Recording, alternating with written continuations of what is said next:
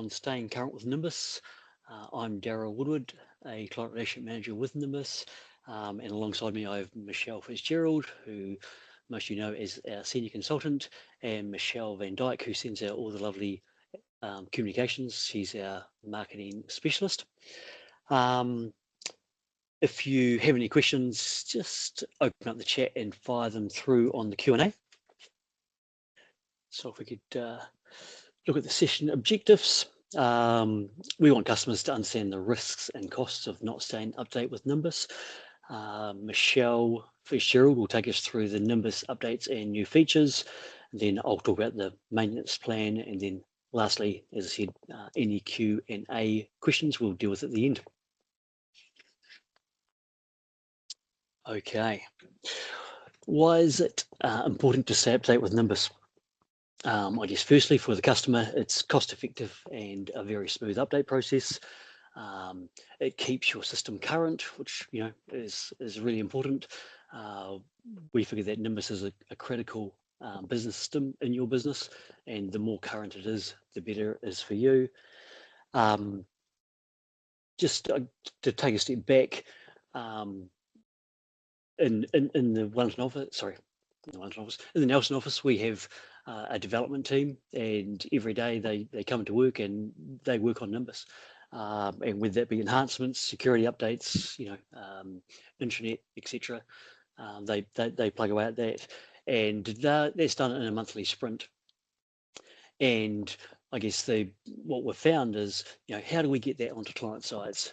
Because even if a customer is on 609, it may not quite be, the most up-to-date version of 609. What we've moved towards in the last, I guess, year or so is doing updates rather than upgrades. So, back in the day, it was, an upgrade from quite a big process. Now, this is more like bite-sized chunks, and we do updates on a more regular basis.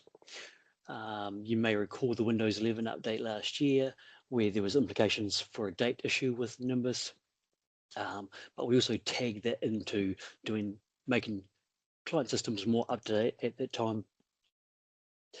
I'll now hand over to Michelle Fitzgerald to talk about the enhancements, etc. Thanks, Daryl. Appreciate that. So as Daryl was saying, these continuous updates just make things a little bit more achievable and on a continuous basis. We've been trialing continuous updates with our SLA customers for a few years now, and it's working really well. Keeps them current, keeps them on top of changes that happen, whether it be in operating systems, third-party products, or their environment, and makes sure that Nimbus is good to go with that. So Daryl touched on our production team, and they work monthly, incorporating changes in their monthly sprints, and some of that is future R&D around upcoming versions of SQL Server, upcoming Windows environments, and more.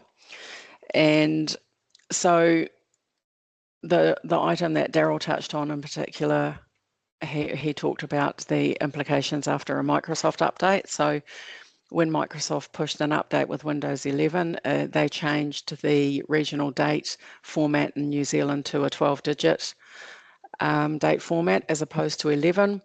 And this had an impact in some areas of Nimbus, specifically for the month of September, which changed from an SEP to SEPT. So one of the things that our production team did was when they saw that this had changed, they proactively updated all our Visual Basic applications and all the new converted applications to ensure that they could handle that 12-digit format.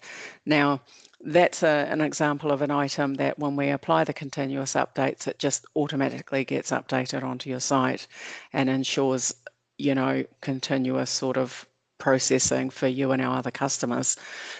And that's essentially, that's the sort of thing that we want to kind of where we want to be. We want to be proactively making sure that any risk with changes out there is mitigated for you. So some of the other things that we do along with adjustments brought about by third-party products as bug fixes and other small enhancements. So we've got a couple of slides just to show you here that touch on some of these. So, you know, we've had a few issues. You know, obviously with any software, when you write code, there is the room where you can in fact actually introduce an issue or not consider something. So, you know, part of our sprint releases include fixes for those bugs. Some of those are listed here. Then there's like one here, for example, you'll see updating text data types in Nimbus. Now, that's brought about by changes in Microsoft SQL Server. That's another example where they might change specific data types in the database, and then we have to make sure that our customers' databases, you know, have been updated accordingly. So those are sort of things that just happen as a byproduct of these continuous updates. So Michelle, can you just move to the next slide, please? Thanks. These are some other ones that are have been automatically deployed over the last 12 months. So we had a problem. The web reports is one of our main user interfaces, and many of our clients utilize this in their workflow for checking data, editing data, and what we found was there was a problem introduced whereby if someone edited a record and it refreshed the report, the report didn't go back to where the cursor had started. So we fixed that and got that out lickety-split. And also we've had other issues around sort of some filters and how that exports to Excel. So we've fixed those up as well. Also updating our Nimbus scan and invoice register products so customers can edit the tax amount and the cost allocation grid. So we found that, you know, some suppliers actually their rounding on an invoice is subtly different. So I mean, I remember when I was in the construction industry, placemakers' invoices never rounded the same way that I thought they should. So, I mean, that's just an example. So, yeah, we've fixed up things like that. And then there was another issue with credit notes not processing correctly. So we've managed to remedy that as well. So these are just some examples of items that would get just updated on your site through this process. Now, some other sprint items that come out require a little bit of extra configuration. And so, for example, some of these include some changes to the content store. So content store is a pretty groovy product, and, you know, we've wanted to grow that and make it more user-friendly. So, you know, after content store was first released, we circled back and sort of have undertaken some phase 2 and phase 3 updates with this. They include emailing directly into the content store, which is a really useful feature. And for example, if you're emailing, you can email documents direct into the content store or just emails into the content store. And what that does is that allows, you know, all your comms to be in there in one place, so not just sitting around in people's inboxes. And that's great for visibility across jobs and projects. We've also defaulted the content store to include purchase order tagging. That wasn't on our initial release. We've improved the search in the content store, and now we can actually save quotes to the content store as well. So quoting is something that we've only ever been able to save quotes on a network folder, sorry. And so by being able to save quotes to the content store, this makes them more secure. And then the reality is all the information is in one place. So, but there's just a few extra bits and pieces that need to be done to be able to apply these. One of the other big changes over the last 12 months was the investment boost deduction for asset depreciation. So thanks to the government, they announced in their budget last year that there would be a investment boost deduction, which was beneficial to those people that spend a lot of money on plant and assets. And then they gave everyone about 3 weeks notice. to be able to use that. So that's not a lot of time for a software company to be able to make changes. And our production team and the consulting team responded really quickly to that. So we managed to make some changes, introduce investment boosts into the asset depreciation processes, both for monthly depreciation and end of financial year tax depreciation. So, I mean, that was awesome. Just requires a little bit of extra plumbing in. Then Microsoft had another joyous moment not late last year, but the middle of last year, because they always like to give us software houses a challenge. And they decided that they would change some code in Word about how tables are handled. Now, as you know, Nimbus uses Microsoft products for output files, so printing of invoices, purchase orders, quotes, numerous other things, and Nimbus drops that information into Word as a table. So all of a sudden, 1 minute they were all working fine, and next minute they weren't. So we had a really good response from the production team, managed to work out what solution we needed to apply, and then it was a full court press basically, in conjunction with Michelle Van Dyke and Daryl and our consulting team to apply these fixes on site. And that was all deployed and done in about a 2-week turnaround period. So pretty happy that we were able to provide that solution to our customers in such a tight time frame. Another item that we've managed to produce is a new projects dashboard. So this is a follow on from some of our other job dashboards and office account dashboards. So I'm going to show you that in a few minutes. Another new product is the invoice register. So in Nimbus Scan, this is sort of like a cut down version of Nimbus Scan. So it incorporates the same user interface as Nimbus Scan, which is nice and user friendly. But instead of AI scanning the supplier invoice and the lines of that invoice and presenting them in the product, it uses HI or human intelligence to actually input the lines in the from the supplier's invoice. It does, though, have the other added benefits of Nimbus Scan around saving the document into the content store automatically and providing that really good user interface. And added to that, both Nimbus Scan and Invoice Register allow for the creation of, it doesn't necessarily need a purchase order within Nimbus to match it to. So it can either match to an existing order or it can create one on the fly. So that's pretty cool. And one of the other things that we added at the end of last year was some extra functionality for customers to maintain pricing in their stock file. So, and this is around some orders that are processed through Nimbus Scan or Invoice Register, and it allows them to choose which latest price they'd like to maintain in their file for future purchasing and using. And, you know, I mean, this is all really good stuff. And just an idea of sort of like what's coming up for the new year, we've just finished the January sprint, and coming out of that is some joyous data cubes and inquiry applications that we were talking about at the client forum last year. So we've got a few things to fine tune on those before they're ready for general release.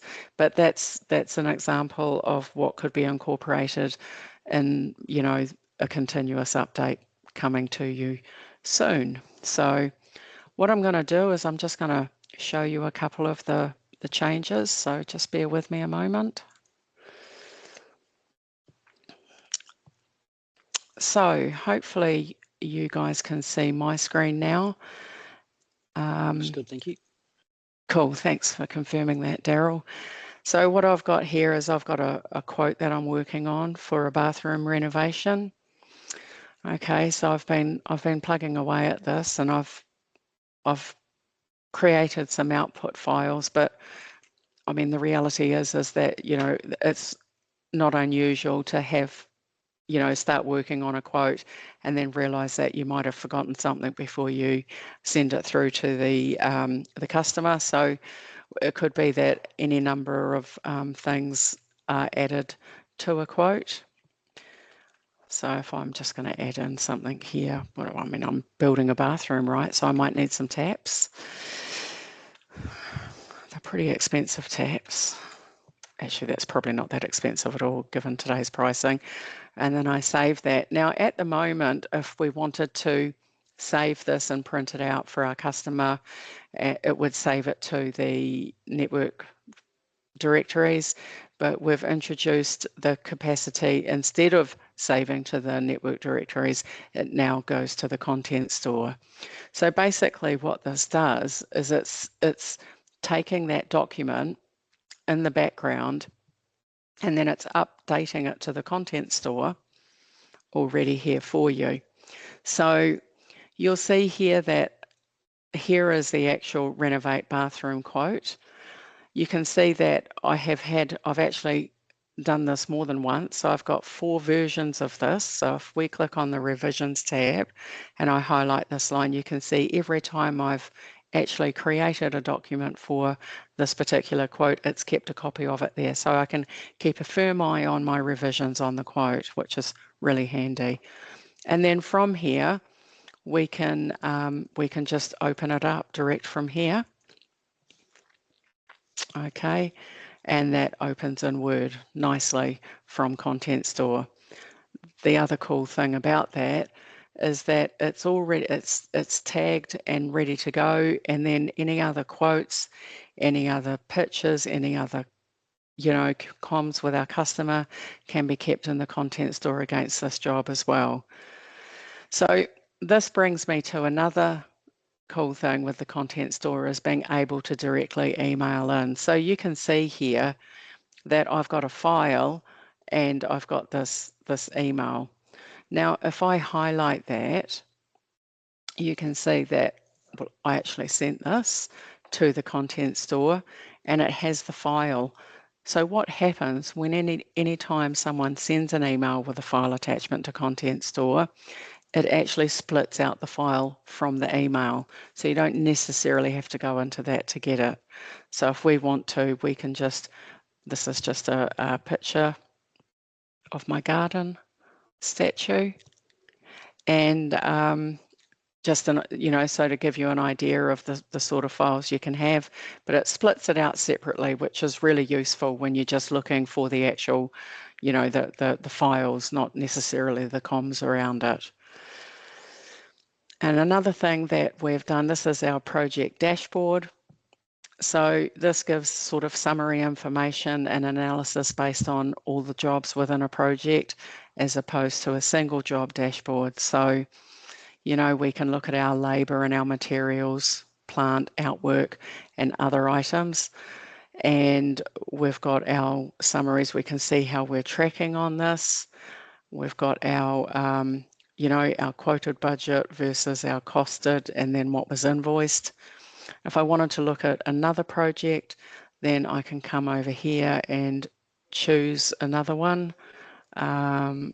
So I believe this one is just started, so it's just sort of like getting underway, but easy to use interface, and this can be incorporated in other workflows. So it can either be something that you open standalone and choose one at a time, or the reality is it can be linked off your other existing project reports and launched from a column link on your web report. So, I mean, that's just some of the items that we've looked to introduce. So back to you, Daryl. Thanks, Michelle. So the maintenance plan, I mean, why are we introducing it? And as I said earlier, we want customers to be as current as possible. I mean, I guess particularly from a security aspect. If we can move on to the next slide, please, Michelle. Okay, so as I said, you know, we want you to be as up to date as possible and secure as possible. We also want you guys to enjoy a smoother, more cost-effective update process with minimal disruption. So as I mentioned earlier, those smaller updates rather than the upgrades. And we also want your system to be run optimally for you, being a critical business system. We also think we actually had a case last year where a customer wasn't as up to date. They did experience some problems that if they were on the latest version of Nimbus, they wouldn't have encountered. So, we also want you to avoid higher support costs, etc. With the maintenance plan, we're also we want you to have predictable scheduling and costs. So if we can go on to the next slide, with the plans, we effectively set it up so that we get a notification when your update is due, and then we reach out and contact you. So there is, as you can see here, there's 3 types of plan. There's an essentials plan, which has been updated once per year, a training and a walkthrough from a business consultant like Michelle Fitzgerald, and obviously the latest sprint is applied. The difference with the professional plan is customers updated twice per year and they have priority service. And then obviously there's a third option, which is a full service level agreement, which some customers already have in play. But we talk to you as well, and we customize a service level agreement to meet your needs. So whether that be site visits by a consultant, prepaid hours, etc., whatever's required. And obviously all these plans are prepaid monthly plans. All right. Any questions? Michelle Van Dyke. Alrighty, I'm just waiting to see if anyone is asking a question in the chat. But in the meantime, Michelle, can you tell us whether there's a certain time of year that's best to have an update done? Sure. Look, the reality is that these can be done anytime. So if you choose to look at having continuous updates applied to your site, then it's a matter of scheduling them in with us. What normally happens is we try and schedule them for the middle 2 weeks of a month, because then it's away from key processing and end of month times, and that tends to work in well with most of our customers. However, we'll just work in with each individual customer on a case-by-case scenario. Great, thank you. And also, how do our customers know whether they are on the latest version? That's a really good question, actually, Michelle. I can actually show you. So I'll just grab this back. So when you're in your intranet, there's actually a way to see what version of that.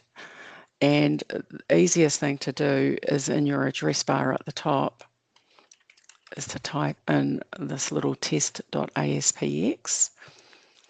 And what this does is it shows that we use this, the consulting team uses this all the time to check things and make sure everything's tickety-boo.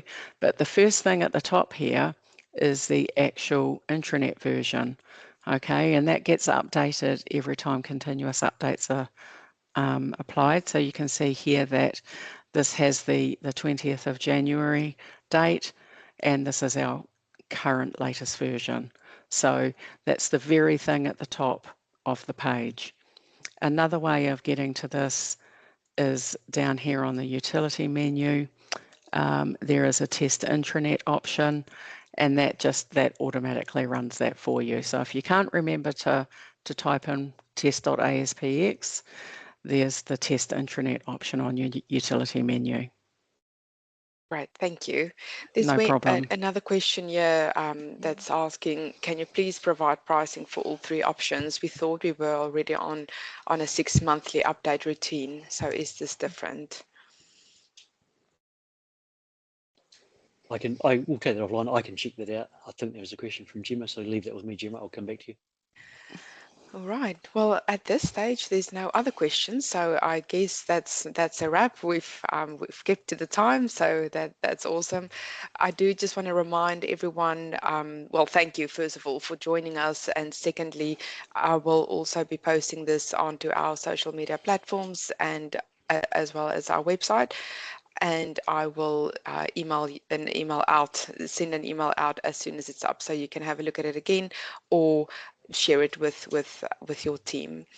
If you have any suggestions for upcoming webinars, please get in touch. It's always good to hear from you or get some feedback, and we'll be in touch as soon as we've set up the next webinar for March.